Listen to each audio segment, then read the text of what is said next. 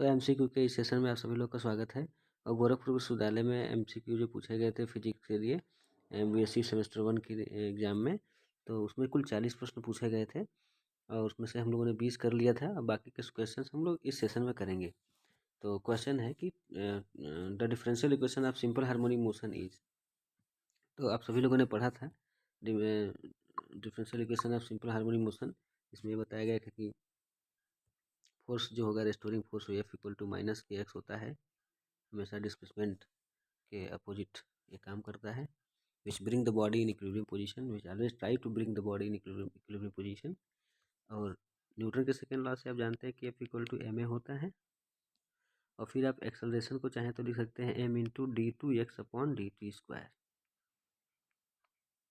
Okay, तो जब आप दोनों की तुलना करेंगे तो M D two X upon D T square equal to minus of K X, आप इसे ट्रांसफर कर लीजिए तो M D two X upon D T square plus K X equal to zero. और फिर यहाँ से आपको मिल जाएगा D two X upon D T square plus K by M into X equal to zero. और जो के बाई एम है इसको हम लोग ओमेगा स्क्वायर लिखते हैं, omega square equal to K by M. और यहाँ से फ्रीक्वेंसी निकल के आ जाती है omega equal to under root K by M, angular frequency. Okay, तो D two X upon D T square plus यहाँ ओमेगा स्क्वायर हो जाएगा और एक्स इक्वल टू ज़ीरो हो जाएगा। तो आप देख लेंगे कौन सा ऑप्शन सही है। तो ऑप्शन नंबर ए ही आपका करेक्ट आंसर है। ओके, नेक्स्ट क्वेश्चन है, if the angular velocity omega and propagation constant k of a wave are related by this equation where c and omega not are constants, the group velocity will be। तो आपको बताया गया था कि जो phase velocity और group velocity का जो प्रोडक्ट होता है वो हमेशा एक कांस्टेंट होता है। तो phase velocity into group velocity equal to always C square constant, जहाँ पे सी जो है आपका वेलोसिटी ऑफ लाइट है। यहाँ बताया भी होगा सी कांस्टेंट ही माना जाए। तो यहाँ से अगर आप निकालेंगे, आपको पूछा है कि ग्रुप वेलोसिटी विल बी, तो वी जी इक्वल टू यहाँ से हो जाएगा आपका C square divided by V P. तो देख लेंगे कौन सा ऑप्शन सही है आपका। तो ऑप्शन नंबर आपका ए सही है। आप इस रिलेशन से भी आप निकाल सकते हो इसको डिफ्रेंशिएट करके। जब इसे डिफ्रेंशिएट करेंगे के रिस्पेक्ट में, तो आप इसको डिफ्रेंशिएट कर दीजिए विद रिस्पेक्ट टू के, तो क्या मिलेगा two omega D omega by D K. Okay, और इधर मिलेगा सी स्क्वायर कॉन्स्टेंट है तो सी स्क्वायर और के स्क्वायर का क्या हो जाएगा टू के। और ओमेगा नॉट स्क्वायर कांस्टेंट है लेकिन इसके साथ कोई वेरिएबल नहीं है तो ये जीरो हो जाएगा। ओके, तो आपको यहाँ से मिल जाएगा डी ओमेगा अपॉन डी के इक्वल टू सी स्क्वायर, और टू से टू कैंसिल कर लीजिए, इस टू से इस टू को कैंसिल कर लीजिए तो आपको मिल जाएगा के अपॉन ओमेगा। तो यहाँ से जो डी ओमेगा बाई डी के है ये क्या हो जाएगा, ये हो जाएगा group velocity we ji. Okay, और फिर सी स्क्वायर और के बाई ओमेगा जो है एक्चुअली इसको आप इसको रेसिप्रोकल में लिखिए, ओमेगा बाई के लिख लीजिए, सी स्क्वायर बाई ओमेगा बाई के, तो ये आपका वी पी हो जाता है। तो इस तरह से आपको वी जी इक्वल टू मिल जाता है सी स्क्वायर अपॉन वी पी। तो ऐसे भी निकल जाएगा और ये दोनों का जो प्रोडक्ट होता है एक्चुअली वो सी स्क्वायर होता है, इससे भी निकल जाएगा। तो ऑप्शन नंबर ए आपका सही ऑप्शन हो जाएगा। ओके, नेक्स्ट क्वेश्चन है, the quality factor for a damped harmonic oscillator is. तो डैम्प्ड हार्मोनिक ऑसिलेटर आपने पढ़ा था फोर्स्ड ऑसिलेशन में। तो क्वालिटी फैक्टर जो होता है कि कितना ज़्यादा पार्टिकल ऑसिलेट कर पाएगा, तो वो क्वालिटी फैक्टर क्यू, आप क्यू से उसको इंडिकेट कर रहे थे, Q equal to omega into tau answer हो जाएगा आपका। जहाँ पे टाउ क्या है, ये एक रिलैक्सेशन टाइम है कि कितने टाइम में जो पार्टिकल है रिलैक्स में होगा, रिलैक्स में आएगा। और टाउ इक्वल टू जनरली जो होता है टाउ इक्वल टू 1/2r होता है, जहाँ पे r जो है वो डैम्पिंग फैक्टर है। तो डैम्प्ड फोर्स्ड हार्मोनिक ऑसिलेटर के केस में आप निकालते हैं quality factor Q equal to omega into tau. तो यहाँ पे आपका आंसर हो जाएगा डी। ओके, नेक्स्ट क्वेश्चन है, which of the following is a stationary wave. तो स्टेशनरी वेव के केस में आपको पता है कि दो बाउंड्री होती है, दोनों बाउंड्री के बीच में वेव जो होता है वो आपका ऑसिलेट करता है। तो स्टेशनरी वेव का मतलब वो it look like standing wave, मतलब means it look like stationary. तो वेव प्रोपोगेट होता है और फिर रिफ्लेक्शन के बाद वापसी कर लेता है। तो इस वजह से आपको ये जो लूप बने हुए हैं तमाम, ये सभी लूप जो है आपके स्टेशनरी फील होते हैं। तो इसमें नोड और एंटी नोड मिलता है आपको। तो जो भी पॉइंट्स है ये आपके नोड हो जाते हैं और एंटी नोड, ये मैक्सिमम डिस्प्लेसमेंट है, एंटी नोड हो जाता है। तो नोड और एंटी नोड इसमें आपको मिलता है। और इसका जो एक्सप्रेशन होता है, एक जो है दो वेव हो गए इसमें, एक तो एक प्लस एक्स डायरेक्शन में जा रहा है और दूसरा रिफ्लेक्ट होकर बैक हो जा रहा है उसे नेगेटिव डायरेक्शन में। तो इस तरह से दो जो है वेव होते हैं जो they are travelling opposite along the same line. तो यहाँ पे जो इक्वेशन होता है वो y equal to 2a sine K X into cos omega T होता है। तो एक हम लिख लें, अगर एक इक्वेशन, एक डिस्प्लेसमेंट इक्वेशन लिखते हैं एक वेव के लिए, किसी एक वेव के लिए, तो हम लिखते हैं a sine 2 pi by lambda into V T minus X लिखेंगे, तो दूसरे के लिए प्लस लिखना पड़ेगा। ओके, तो a sine 2 pi by lambda, तो वी टी प्लस है, तो फिर हम इन दोनों को ऐड करेंगे सुपरपोजिशन प्रिंसिपल से, y equal to Y one plus Y two से। तो हमको फिर यही रिलेशन मिलेगा, न कि ये डी मिलेगा या सी मिलेगा या बी मिलेगा। ओके, नेक्स्ट क्वेश्चन है, in a progressive wave which of the following physical quantity is transmitted. कोई भी प्रोग्रेसिव वेव है तो उसमें जो भी ट्रांसमिशन होगा वो एनर्जी का ट्रांसमिशन होगा। हालांकि अगर वो स्टेशनरी वेव है तो स्टेशनरी वेव में जो होता है टोटल जो है आपका ट्रांसमिशन ऑफ एनर्जी जो होता है जीरो होता है, जीरो एट ऑल। तो transmission, no transmission of energy आप कहेंगे स्टेशनरी वेव के केस में। लेकिन प्लेन प्रोग्रेसिव वेव है कोई, तो उसमें आपका ट्रांसमिशन ऑफ एनर्जी होता है, जैसे कि पॉन्ड के सरफेस पे या कोई भी इस तरह के तल पे हो तो। ओके, नेक्स्ट क्वेश्चन है, mod of vector a plus vector b and mod of vector a minus vector b, then the angle between vector a and vector b is। तो दोनों का मॉड दिया, स्क्वायर कर लीजिए आप मॉड का। तो आप जब स्क्वायर कर लेंगे तो हो जाएगा mod of A minus A plus B, vector A plus vector B का square equal to mod of vector A minus vector B. Okay, तो स्क्वायर कर लीजिए। तो मॉड का मतलब होता है क्या, रूट होता है। ओके, रूट में जो भी कंपोनेंट जो भी दिए होंगे वो उसका स्क्वायर करके लिखते चले जाएंगे। तो हम लिख देंगे A square plus B square plus 2 times A B cos theta equal to, यहाँ पे ए माइनस बी है तो A square plus B square minus 2ab cos theta. Okay, तो आप देख रहे हैं कि ये कैंसिल हो जाएगा, क्योंकि कोई भी वेक्टर दिया हुआ है, दो वेक्टर दिया हुआ है, अगर मॉड में दिया हुआ है तो इसका इसका जो मॉड में होता है फार्मूला, ये होता है अंडर रूट में जो भी कंपोनेंट है ना, A square plus B square, इसको मॉड में लिखते हैं, ठीक है, ऐसे mod of A square plus mod of B square plus 2 times mod of A into mod of B, इन दोनों के बीच का जो एंगल होता है कॉस थीटा है, जो भी लिख सकते हैं। तो आप देख रहे हैं यहाँ पे ये दोनों कैंसिल हो गए, तो 2ab कॉस थीटा और ए माइनस में इस साइड में जुड़ जाएगा, तो आपको मिल जाएगा 2ab cos theta equal to 0। और इस तरह से आपको मिल जाएगा कॉस थीटा इक्वल टू 0, और कॉस थीटा अगर 0 है तो थीटा की वैल्यू हो जाएगी 90 डिग्री। ओके, मीन्स की π/2। तो π/2 देख लेंगे कहाँ पे, आंसर आपका बी हो जाएगा। ओके, नेक्स्ट क्वेश्चन है, for what value of p vector A vector v and vector C are coplanar. तो तीन वेक्टर हैं आपस में कोप्लेनर तभी होंगे जब इनके डिटर्मिनेंट्स को सॉल्व करेंगे और जीरो आ जाएगा।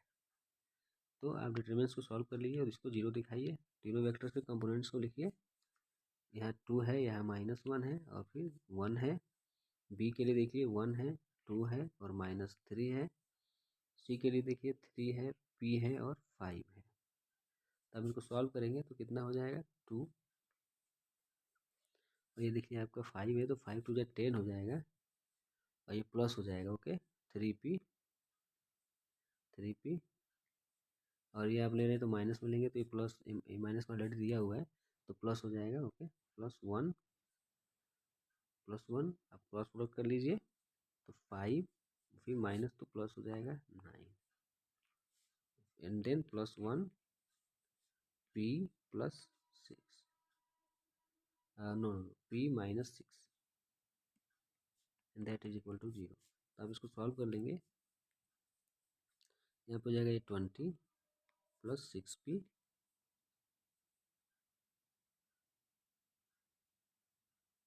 Plus 14 and plus p -6 and that is equal to 0। आप देख रहे हैं यहाँ पे 6p + p, ये 7p हो जाएगा, और यहाँ 20 + 14 है 34, और 34 माइनस 6 है तो 20,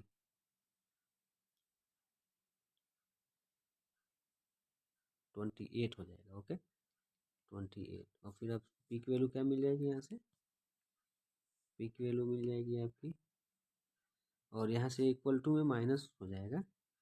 okay 7p equal to minus यहाँ आ जाएगा -28 तो p इक्वल टू आपका 7 4 जा 28। ओके 7 3 जा 21 एंड 7 4 जा 28 तो p की वैल्यू -4 हो जाएगी। तो देख लेंगे ऑप्शन कौन सा होगा, डी होगा, सही हो जाएगा। ओके नेक्स्ट क्वेश्चन है if vector this is a unit vector then what is the value of x. तो आपको पता होना चाहिए कोई भी वेक्टर है अगर उस वेक्टर का आप मैग्नीट्यूड निकालते हैं और वो 1 आ जाए तो वह वेक्टर यूनिट वेक्टर होता है। तो इस तर्ज पे अगर आप चलेंगे तो यहाँ पर देखिए मॉड ऑफ वेक्टर ए निकालिए, तो मॉड निकालेंगे तो क्या हो जाएगा,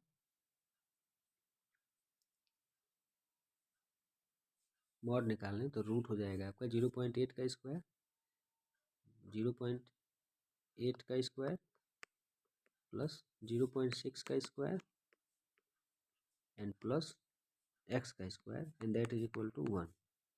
फिर दोनों तरफ स्क्वायर कर दीजिए तो आपको क्या मिल जाएगा यहाँ से 0.8 का square 0.64 0.6 square 0.36 okay and plus x square equal to 1 क्योंकि 1 का स्क्वायर करेंगे 1 आ जाएगा, दोनों तरफ स्क्वायर कर देंगे तो ये 0.64 0.36 मिलकर क्या हो जाएगा, ये 1 हो जाएगा 1 plus x square equal to 1 और फिर आपका 1 से 1 कैंसिल हो जाएगा, यहाँ से एक्स की वैल्यू 0 मिल जाएगा। ओके तो ऑप्शन नंबर ए जो है करेक्ट हो जाएगा। ओके नेक्स्ट क्वेश्चन है the vector triple product of 3 vectors है basically given by this.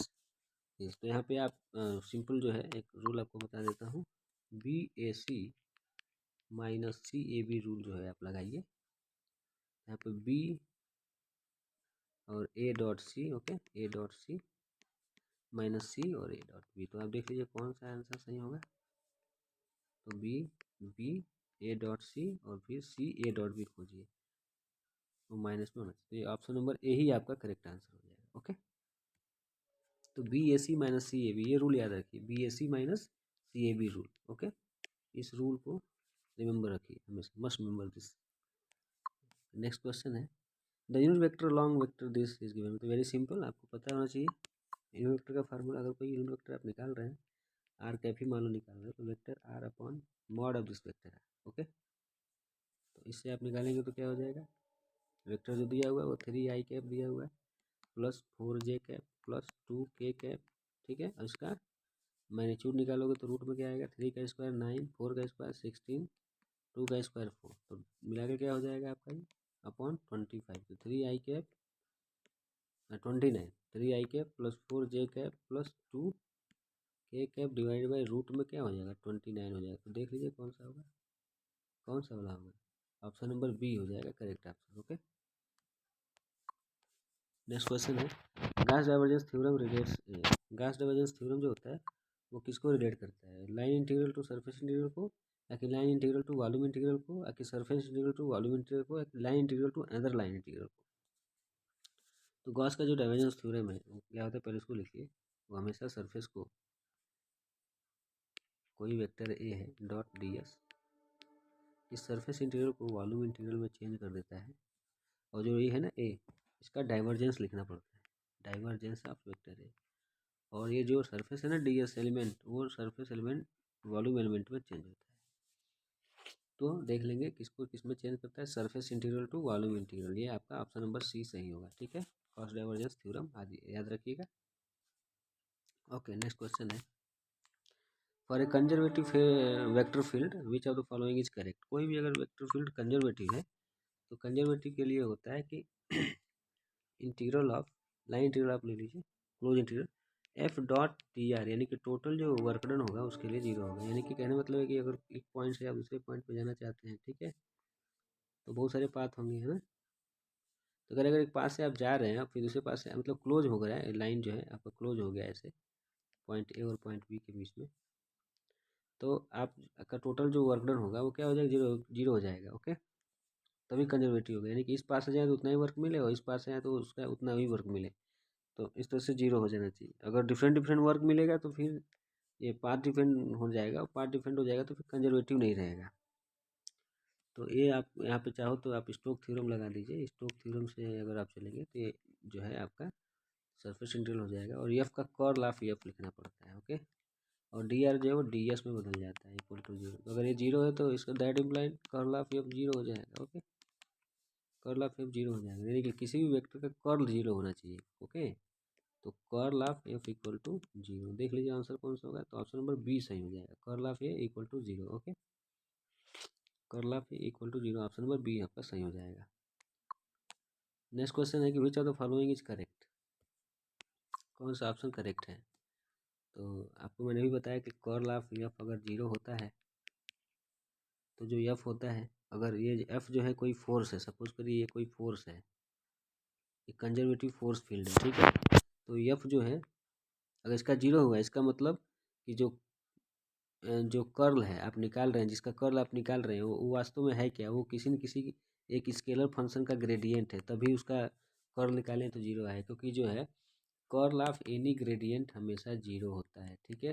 Curl of any gradient हमेशा जीरो होता है। There is no any cross product. Curl of any gradient is zero. यहाँ पे कोई भी पोटेंशियल वेक्टर आप ले सकते हैं, स्केलर फंक्शन ले सकते हैं, एफ ले सकते हैं, जी ले सकते हैं, एच ले सकते हैं। यहाँ पे जो हमने एफ लिया है वो आपका फोर्स है, ठीक है। तो curl of gradient is always zero. तो curl of gradient of phi, phi यहाँ पे देखिए इसमें वेक्टर है, इसमें भी वेक्टर है, तो ये नहीं हो सकता है, ठीक है। तो curl of gradient of phi equal to zero हो जाएगा। लेकिन ये तब होगा जब यहाँ पे डिस्क्राइब हो कि आपका कहीं डिस्क्राइब तो है नहीं कि क्या है, एफ है या नहीं है। तो इस क्वेश्चन में हमें थोड़ा सा और केयर करना पड़ेगा। इस क्वेश्चन में केयर ये करना है, ये क्वेश्चन कुछ और पूछ रहा है, हम लोग कुछ और कर रहे हैं। एक्चुअली जो है इसमें कह रहा है कि which of the following is correct. यहाँ बताया नहीं कि कंजर्वेटिव फोर्स फील्ड है या कैसा फील्ड है। यहाँ पे आपको देखना पड़ेगा कि divergence of curl of A equal to zero, curl of gradient of phi equal to zero, curl of vector R, vector A cross vector R equal to two A. तो आपको चेक करना होगा यहाँ पे।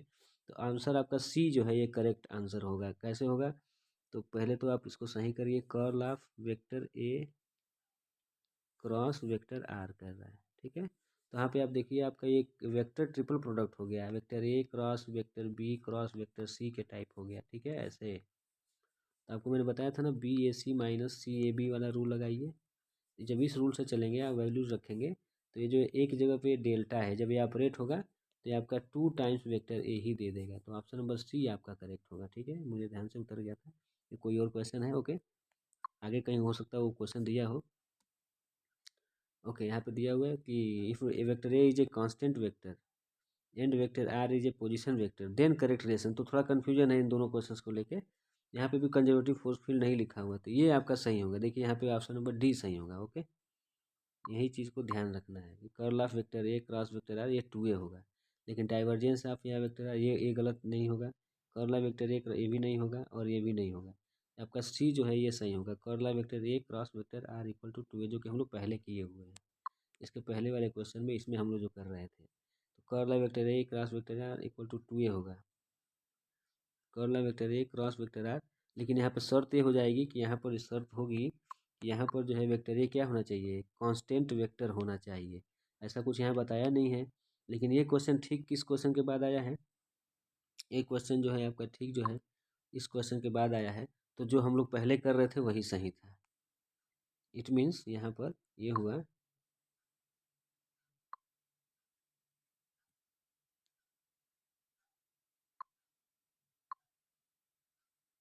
ये जो है हमारा क्वेश्चन जो हम लोग पहले कर रहे थे वही सही था, ओके। क्या सही था, curl of gradient of phi equal to zero. Curl of gradient of phi equal to zero, यही सही होगा कि कर्ल ऑफ एफ यदि जीरो है तो F must be a gradient of some scalar function. तो माइनस ग्रेडियंट ऑफ वी लिखा जाता है, इस हिसाब से curl of gradient of some scalar function equal to zero. तो ये ध्यान रखना है हम लोग को, curl of gradient of phi equal to zero हो जाएगा, ओके।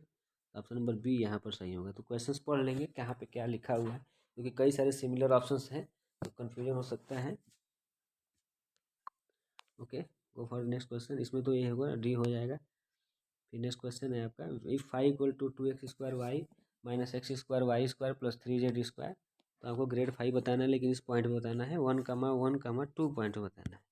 तो पहले आप ग्रेड फाई निकाल लीजिए, फिर निकाल लेंगे उसके बाद पता चल जाएगा। ग्रेड फाई का फार्मूला पता है, gradient of any function del F upon del x i cap plus del F upon del y j cap plus del F upon del z के कैप। तो इसी रूल से चलेंगे। तो पहले एक्स स्क्वायर में डिफरेंशिएट करेंगे तो ये हो जाएगा 4xy। ओके, आई यहाँ पे फाई चूँकि स्केलर फंक्शन है, ये आई कैप यहाँ आ जाएगा, क्योंकि स्केलर फंक्शन को जो है आपका ग्रेडियंट जो होता है वो वेक्टर में बदल देता है। ठीक है, तो आई कैप आएगा।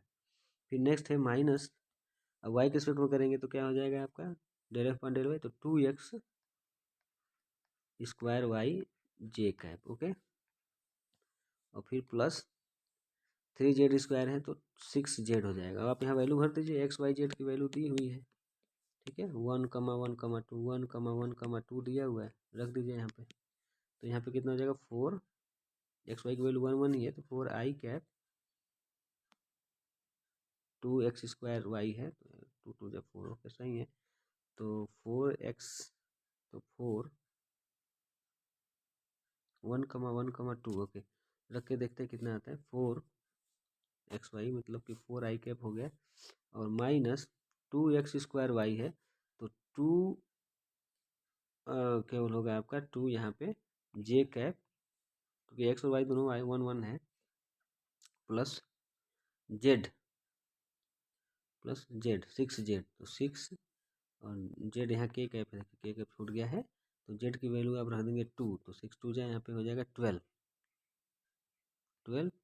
के cap, 4i cap minus 2j cap plus 12 के कैप।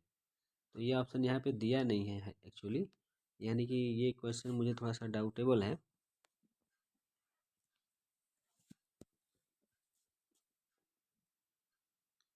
ये क्वेश्चन थोड़ा सा डाउटेबल है, क्योंकि इसमें कोई भी ऐसा ऑप्शन नहीं है जो कि आपका ये दिया हुआ 4i cap minus 2j cap plus 12 के कैप। तो 12 के कैप तो दिख रहा है, 2j कैप नहीं, ये इसमें से कोई ऑप्शन नहीं है। तो आपको जो है यहाँ जरूर एक्सप्रेशन कुछ गलत दिया हुआ है या गलत मिसप्रिंटिंग हो गई है। आपको ध्यान में रखना है कि ग्रेडियंट निकालते कैसे, पहले ग्रेडियंट निकालेंगे, पार्शियली जो है आप क्या करेंगे डिफ्रेंशिएशन करेंगे, डिफ्रेंशिएशन करने के बाद से जो है वैल्यूज रखेंगे। ठीक है, 1,1,2 ओके, एक्स वाई जेड की वैल्यू।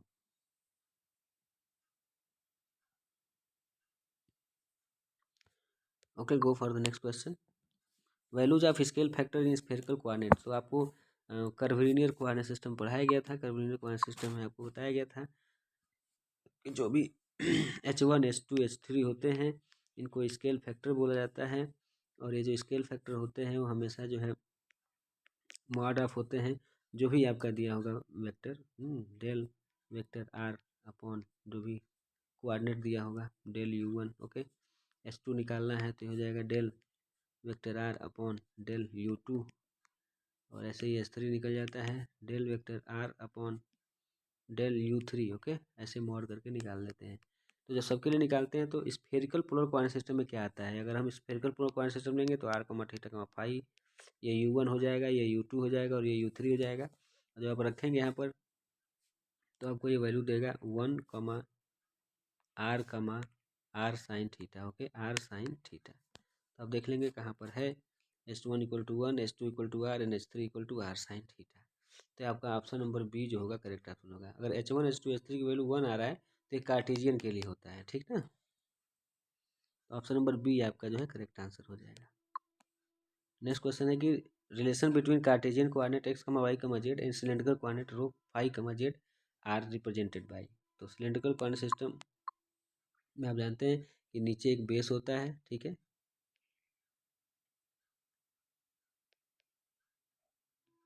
ये एक्स है आपका, ये वाई है और ये जेड है। नीचे के बेस का एरिया अगर हमें पता चल जाए तो हम आसानी से जेड की तरफ बढ़कर और पूरे सिलेंडर को क्रिएट कर सकते हैं। अगर हम कोई पॉइंट लेते हैं, सपोज ये आर है आपका, तो इस आर का एंगल देख लेंगे, यहाँ से थीटा है तो इस तरफ हो जाएगा आर कॉस थीटा, और नीचे की तरफ हो जाएगा आर साइन थीटा, और आर साइन थीटा को रो मान ले तो एक्स की वैल्यू जो हो जाएगी रो। अगर ये आपका जो है आर का प्रोजेक्शन आप इधर ले रहे हैं तो ये अगर फाई एंगल पर है फाई एंगल पर है, तो इस स्थिति में रो कॉस फाई हो जाएगा इधर, और वाई इक्वल टू हो जाएगा रो साइन फाई, ओके। तो यहाँ पे देख लेंगे, एक्चुअली पी लिखा है लेकिन वो रो है, तो X equal to rho cos phi, Y equal to rho sine phi, ठीक है ना। तो X equal to rho cos phi से और X equal to rho sine phi से नीचे का एरिया हम बना सकते हैं, और Z equal to generally Z ही रखा जाता है, तो रिलेशन आ जाता है X equal to rho cos phi, Y equal to आ जाता है रो साइन फाई, और जेड इक्वल टू जेड ही आता है। तो ये आपका रिलेशन है कार्टेशियन एक्स वाई जेड का रो फाई और जेड में, ठीक है। क्योंकि सिलेंड्रिकल जो कोऑर्डिनेट होता है उसका कोऑर्डिनेट होता है रो कमा फाई कमा जेड, ओके। इसमें आपका ऑप्शन नंबर बी जो है सही हो जाएगा। नेक्स्ट क्वेश्चन है, which of the following is incorrect, इनमें से कौन सा इनकरेक्ट है। तो r dot r r cap dot r cap की वैल्यू 1 होती है, theta cap dot theta cap की वैल्यू 1 होती है, कि r cap dot theta cap की वैल्यू 0 होती है, r cap dot theta cap की वैल्यू 1 होती है। तो पहले तो आर कैप की वैल्यू निकालना पड़ेगा। अब ये आर कैप जो है ये कार्टेशियन में है, स्फेरिकल में किसमें है नहीं पता है, तो अगर आप चाहें तो इजीली बता सकते हैं, आर से निकाल सकते हैं। आप वेक्टर आर इक्वल टू जानते हैं, कार्टेशियन में लेके चले तो x i cap plus y j cap plus Z के कैप। अब आप यूनिट वेक्टर निकालें तो कितना हो जाएगा, x i cap plus y j cap plus Z के कैप, ओके। और इसका मैग्नीट्यूड नीचे हो जाएगा रूट में x square plus Y square plus Z square. तो अब आर कैप और डॉट आर कैप अगर आप निकालेंगे, ठीक है, r cap dot r cap निकालेंगे तो डॉट प्रोडक्ट करके निकालेंगे, ठीक है।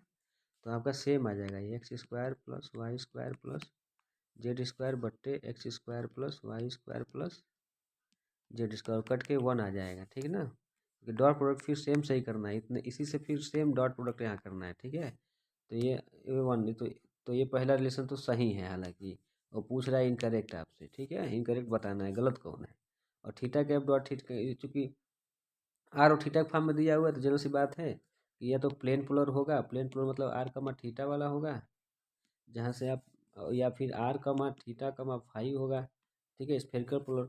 तब निकाल सकते हैं आप, प्लेन पोलर कोऑर्डिनेट सिस्टम के लिए जानते हैं कि x equal to r cos theta होता है, और वाई इक्वल टू जो होता है वो आर साइन थीटा होता है। तो फिर इनसे भी आप रिलेशन निकाल सकते हैं ना, निकाल करके इजीली जो है आप कैलकुलेशन कर सकते हैं। तो ये दोनों वैल्यू, तो ये दोनों सेम, तो ये दोनों वैल्यू जो है कि ठीक है ना, ये जो है आंसर सही है। आर का कैप डॉट थीटा कैप इसकी वैल्यू 0 आती है अगर हम स्फेरिकल में सॉल्व करेंगे तो, लेकिन r cap dot theta cap की वैल्यू कभी भी 1 नहीं आती है। तो यही आपका ऑप्शन नंबर डी जो है वो करेक्ट ऑप्शन होगा, लेकिन इनकरेक्ट स्टेटमेंट होगा, ठीक है ना। तो ये गलत दिया हुआ है, यही ऑप्शन सही है आपका, क्योंकि इनकरेक्ट पूछा हुआ है, ये तीनों सही है।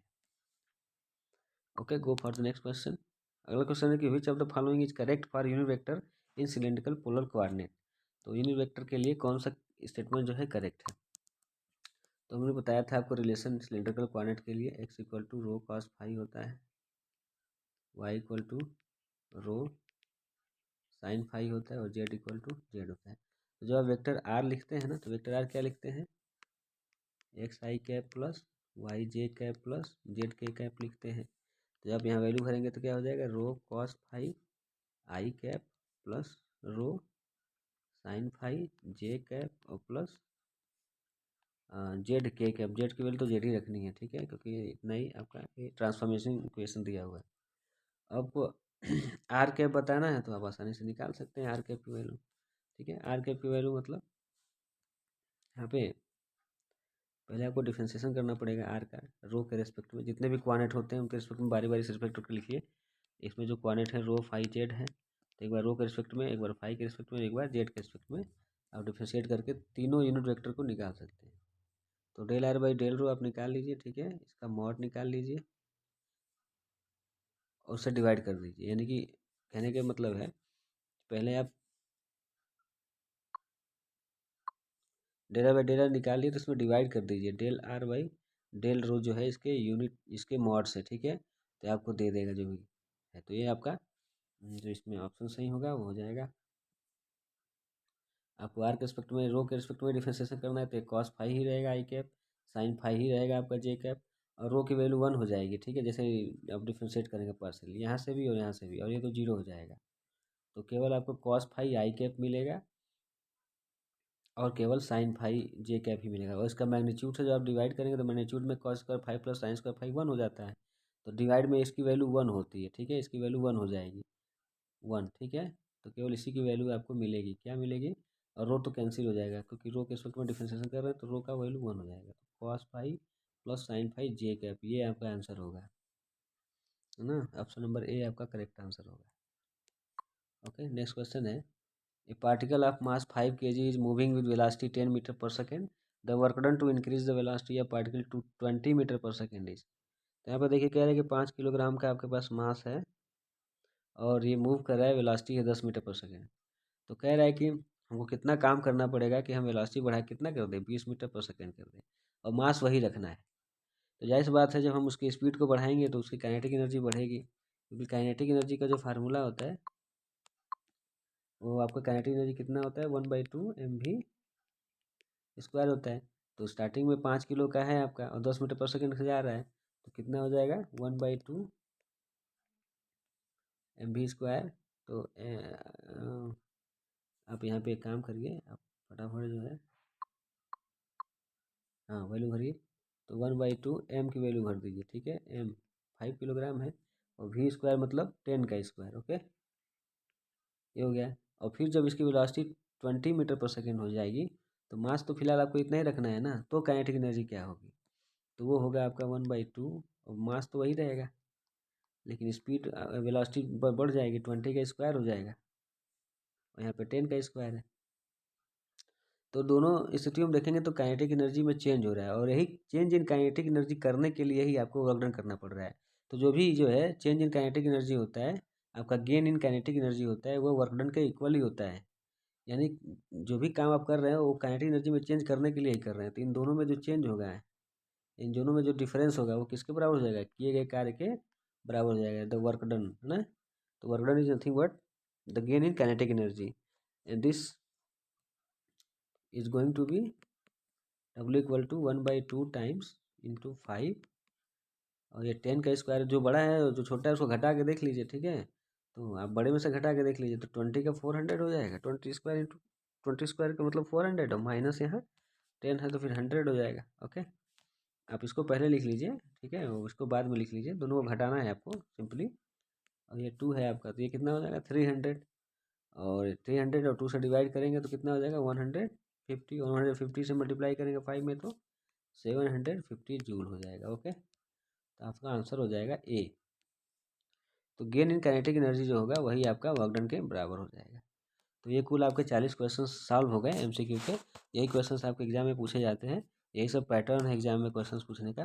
और आने वाले समय में भी हो सकता है अगर एमसीक्यू एग्जाम होता है तो ऐसे ही प्रश्न पूछे जाएंगे।